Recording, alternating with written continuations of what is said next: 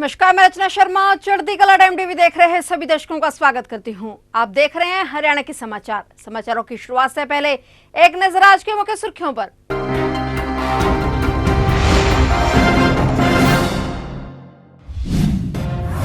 जनसंवाद के 25 दिनों के कार्यक्रम के दौरान आधा हरियाणा कवर कर चुके हैं सीएम। 9 सालों में सीएम तक पहुंची 10 लाख शिकायतों का हुआ समाधान। क्या हरियाणा में भी दिखेगा महिला आरक्षण का असर? 45 साल में 6 महिलाएं पहुंची संसद। अश्लील वीडियो वायरल, मामला गरमाया। साक्षी मलिक बोली, बेटियों को बदनाम करने की हो रही साजिश।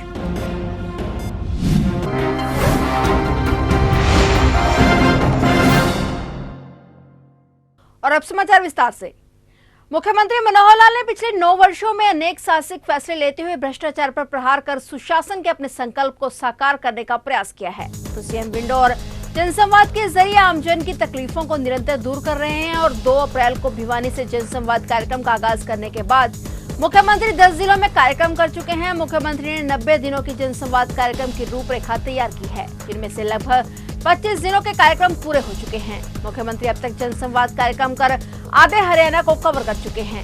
सीएम विंडो के माध्यम से प्रदेश का कोई भी व्यक्ति अपनी शिकायतों को सीधे मुख्यमंत्री तक पहुंचा सकता है। और इन 9 सालों में लगभग 12 लाख शिकायतें सीधे मुख्यमंत्री तक पहुंची हैं, जिनमें से 10 लाख से अधिक शिकायतों का समाधान किया जा चुका है। पिछले लगभग 5.5 महीने में जनसंवाद कार्यक्रम आज जन जन की आवाज बन चुका है। और हर कोई चाहता है कि जनसंवाद कार्यक्रम उनके शहर या गांव में हो, ताकि उन्हें सीधे मुख्यमंत्री से बात करने का अवसर मिल सके। केंद्र सरकार के नारी शक्ति वंदन अधिनियम बिल 2023 का असर हरियाणा में भी दिखाई देगा। यह बिल पारित होते ही हरियाणा विधानसभा और लोकसभा की तस्वीर बदल जाएगी। विधानसभा में महिलाओं के लिए 30 और लोकसभा की 3 सीटें रिजर्व हो जाएंगी। हालांकि केंद्र के लिए इस नए बिल का लाभ 2024 में होने वाले लोकसभा और विधानसभा चुनावों में महिलाओं को नहीं मिल पाएगा। हरियाणा में महिलाओं को पंचायतों में पहले ही 50% आरक्षण का लाभ मिल रहा है। लोकसभा और विधानसभा सीटों के लिए परिसीमन वर्ष 2026 में होना है। अभी हरियाणा में लोकसभा की 10 और विधानसभा की 90 सीटें हैं। हरियाणा में अभी तक राजनीति के दृष्टिकोण से महिलाओं के लिए कोई खास असर नहीं रहा है। और राज्य में पिछले 45 वर्षों के दौरान केवल 6 महिलाएं ही लोकसभा चुनाव जीतकर संसद तक पहुंच पाई हैं। सबसे अहम बात यह है कि अभी तक हरियाणा में निर्दलीय कोई महिला आज तक जीत नहीं पाई। पहलवान साक्षी मलिक ने इंस्टाग्राम अकाउंट पर वीडियो अपलोड कर जींद की अंतर्राष्ट्रीय पहलवान का समर्थन किया और भारतीय कुश्ती संघ के पूर्व अध्यक्ष ब्रजभूषण शरण सिंह पर फिर से हमला बोला। साक्षी मलिक ने कहा कि उन्होंने ये आंदोलन बहन बेटियों को न्याय दिलाने के लिए शुरू किया था और जब से ये आंदोलन शुरू किया गया है तब से ब्रजभूषण के पक्ष के लोग लगातार किसान बिरादरी और हरियाणा की बेटियों को बदनाम करने की कोशिश कर रहे हैं। साक्षी ने वीडियो जारी कर कहा कि कुछ दिनों पहले खुद उनके बारे में भी आरोपी के साथ समझौता करने की अफवाह उड़ाई जा रही थी और उसी आरोपी पक्ष की आईटी सेल जींद के एक अंतर्राष्ट्रीय पहलवान का बताते हुए एक अश्लील वीडियो जारी कर उसे बदनाम करने की कोशिश रची गई थी और जो कि गलत है। उस वीडियो का अंतर्राष्ट्रीय पहलवान से कोई संबंध नहीं है। पहलवान के नाम से जो वीडियो वायरल किया गया है उसमें जो लड़की है वह हिमाचल की है। पहलवान साक्षी मलिक ने यह भी कहा कि जब तक न्याय नहीं मिल जाता ये लड़ाई जारी रहेगी। हमने जो आंदोलन शुरू किया था वो बहन बेटियों को न्याय दिलाने के लिए शुरू किया था और जब से ये आंदोलन शुरू किया है, जब से आरोपी ब्रजभूषण के पक्ष के लोग लगातार किसान बिरादरी और हरियाणा की बेटियों को बदनाम करने की कोशिश कर रहे हैं। कुछ दिनों पहले मेरे बारे में भी एक अफवाह उड़ाई जा रही थी कि मैंने आरोपी के साथ समझौता कर लिया है, जो कि सरासर झूठ है। और उसी आरोपी पक्ष की आईटी सेल 3-4 दिनों से एक अश्लील वीडियो वायरल कर रही है, ये बताते हुए कि वह वीडियो अंशु मलिक की है, जो कि गलत है। उस वीडियो का अंशु मलिक से कोई लेना देना नहीं है। उस वीडियो में जो लड़की है वो हिमाचल की रहने वाली है। हमने जो लड़ाई शुरू की थी वो न्याय के लिए शुरू की थी और आरोपी के पक्ष के लोग चाहे जितना भी बदनाम करने की कोशिश कर लें, जब तक हमें न्याय नहीं मिल जाता हमारी लड़ाई जारी रहेगी। हरियाणा के हिसार की एसीबी टीम ने सिंचाई विभाग के एक्सियन क्लर्क और अकाउंटेंट को रिश्वत लेते रंगे हाथों गिरफ्तार किया है। उन्होंने बिल पास कराने की एवज में बदावड़ के ठेकेदार से 45,000 रुपए की रिश्वत मांगी थी। मामले में बरवाला के गांव बदावड़ के रहने वाले जितेंद्र ने एंटी करप्शन ब्यूरो में शिकायत की थी। शिकायतकर्ता ने बताया कि उसने वर्ष 2022 में गांव में एक ड्रेन खुदाने का कार्य ठेके पर लिया था। कार्य के पूरा होने पर विभाग से 22 लाख रुपए की पेमेंट नहीं मिल पा रही थी। तो सिंचाई विभाग के क्लर्क ने रुपए की मांग की थी। पहले 23,500 लेकर 10 लाख का बिल पास करवाया था और इसके बाद दोबारा से 12 लाख रुपए के बिल को पास करवाने के लिए उन्होंने 45,000 रुपए की मांग कर दी। बाद में 35,000 रुपए में सौदा तय हो गया।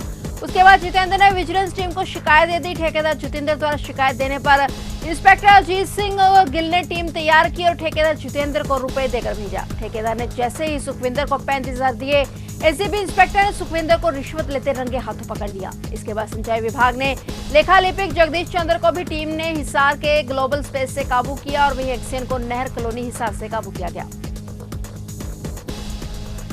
ओलंपिक में कांस्य पदक विजेता पहलवान बजरंग पुनिया ने हिसार के सिसाई में हुई पंचायत में मिली चुनौती को स्वीकार कर लिया है। उन्होंने कहा कि फिलहाल वह एशियन गेम्स की तैयारी में व्यस्त हैं, लेकिन वह इसके लिए तुरंत बाद विशाल से कुश्ती लड़ने के लिए तैयार हैं। उनका काम कुश्ती लड़ना ही है और कुछ नहीं। एशियन गेम्स में बजरंग पुनिया के बिना ट्रायल चयन करने पर जींद में महापंचायत हुई थी, लेकिन उसमें कोई नतीजा नहीं निकला था। इसके बाद हिसार के गाँव सिसाई में पंचायत का निर्णय लिया गया कि बजरंग पुनिया अगर विशाल को हराएंगे तो उन्हें नकद राशि, कार और भैंस देकर सम्मानित करेंगे। अब पुनिया ने सोशल मीडिया पर लाइव आकर कहा कि विशाल को लेकर उसके भाई की भाषा पर उनके परिजनों को ध्यान देना चाहिए, उन्हें बोलना सिखाएं।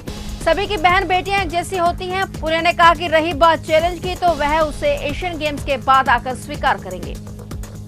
मैं देखला रहा हूँ, एक 10-12 दिन तक एक मुद्दा चला रखा है, करड़ा हो गया विशाल पहलवान के परिवार ने, उसके भाई ने, और उसका भाई एक वीडियो में बोल रहा है, परिवार के बारे में भी गलत बोल रहा है। सबसे पहला तो मैं विशाल के मम्मी पापा था, अंकल जी और आंटी जी, आप तक रिक्वेस्ट करना चाहूँगा कि अपने बालका ने पहला तो बोलना सिखाओ कि बोलना किस बड़ है। सबकी बाण बेटी एक सी है, ना कि कोई फर्क होता।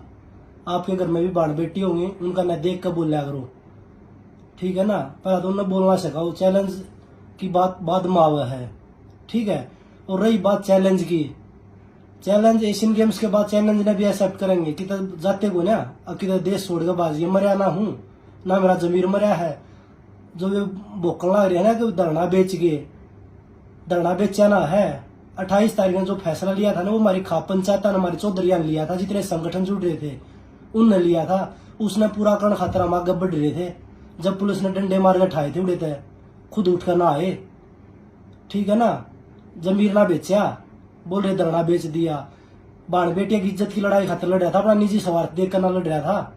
आरती से 10 लाख रुपए की लूट की वारदात को पुलिस की CIA-1 शाखा ने सुलझा लिया है। CIA-1 की टीम ने वारदात को अंजाम देने वाले एक आरोपी को गिरफ्तार किया है। पुलिस ने आरोपी के कब्जे से 3 लाख रुपए की राशि और एक पिस्तौल बरामद की है। आरोपी पहले भी कई वारदातों को अंजाम दे चुका है। वारदात का दूसरा आरोपी फिलहाल फरार है। पुलिस द्वारा आरोपी को कोर्ट में पेश कर रिमांड हासिल किया जाएगा। बता दें कि गद्दीनो हाईवे पर बाइक से जा रहे एक आरती से गन पॉइंट पर बाइक सवार 2 बदमाश 10 लाख रुपए लूटकर फरार हो गए थे। इस मामले में पुलिस लगातार आरोपियों की धरपकड़ में लगी हुई थी। 6 सितंबर को शहर करनाल के एरिया से एक व्यापारी के साथ में लूट हुई थी, जिस संबंध में सिटी पुलिस थाना में 715 नंबर FIR दर्ज की गई थी।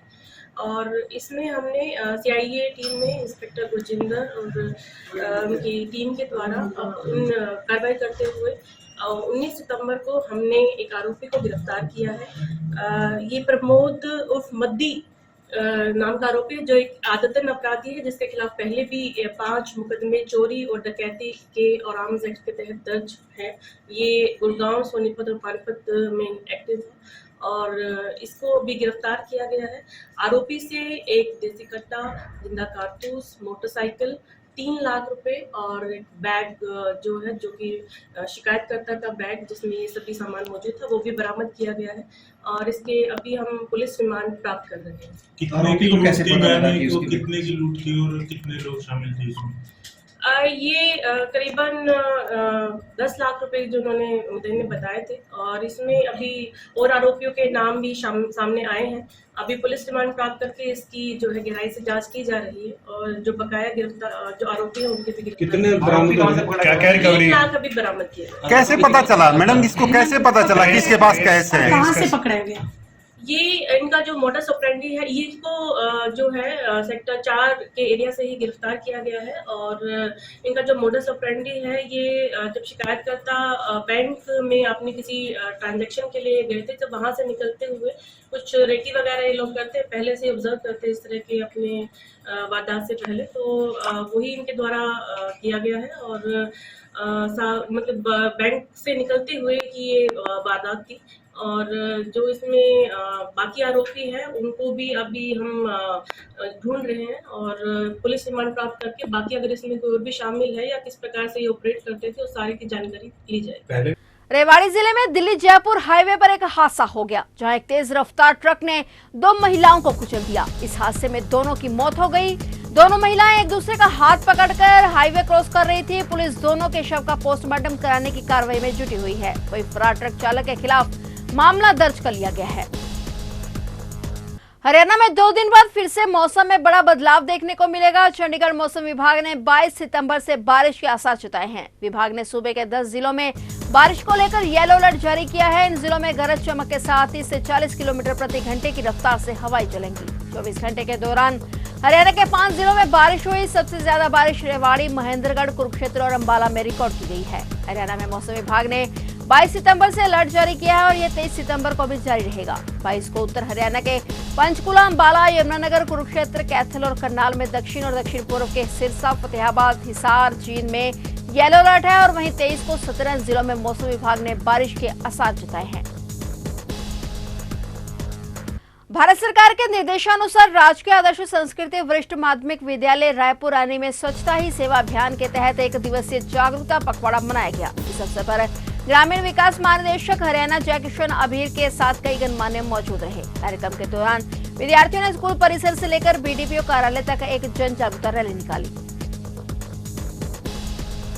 पिंजौर की धर्मपुर निवासी बुलबुल शर्मा ने चितकारा यूनिवर्सिटी से बीएससी नर्सिंग में टॉप करके क्षेत्र का नाम रोशन किया है। उसकी इस उपलब्धि पर कालका विधायक प्रदीप चौधरी ने बुलबुल शर्मा के घर जाकर नोटों का हार पहनाकर और पुष्पगुच्छ देकर अपने क्षेत्र की बेटी को सम्मानित किया। उनके साथ पवर कुमारी शर्मा, महासचिव प्रदेश महिला कांग्रेस भी मौजूद रही। विधायक ने बुलबुल शर्मा के परिवार को भी बधाई दी। वहीं बुलबुल शर्मा की उपलब्धि से सारे क्षेत्रवासियों में खुशी की लहर है। नमस्ते, मेरा नाम बुलबुल है। मैं चितकारा यूनिवर्सिटी की छात्रा हूँ। मैंने अभी अपनी बीएससी नर्सिंग कंप्लीट की है चितकारा यूनिवर्सिटी से।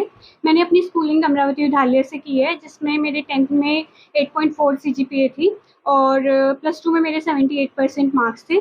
अभी मैंने अपनी बीएससी नर्सिंग 4 साल का कोर्स जो है चितकारा यूनिवर्सिटी से किया है, जिसमें मैं 4 सालों में टॉप करती रही हूँ। मतलब मेरी CGPA 8 से अबव ही रही है। अब मेरी CGPA बनी है 9.20, जिसमें मैंने टॉप किया है और मुझे यूनिवर्सिटी की तरफ से सम्मानित किया गया है गोल्ड मेडल देके, और मुझे अवार्ड मिला है एकेडमिक एक्सीलेंस का चितकारा यूनिवर्सिटी के द्वारा। तो ये थे हरियाणा के समाचार। और नए समाचारों के साथ फिर से हाजिर होंगे। तब तक के लिए देखते रहिए चढ़ती कला टाइम टीवी।